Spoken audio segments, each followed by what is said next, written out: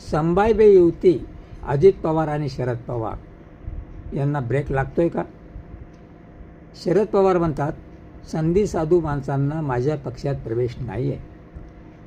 माझा पक्ष फुले शाहू आंबेडकरांच्या विचारसरणीचा पक्ष आहे. जे सत्तेसाठी भाजपला जाऊन मिळाले त्यांच्याकरता माझ्याजवळ स्थान नाही आहे. पण यापूर्वीचा जर विचार केला तर शरद पवार जे बोलतात त्याच्या वेगळं करतात आणि जे बोलत नाहीत ते मात्र निश्चित करतात असा राहिलेला आहे.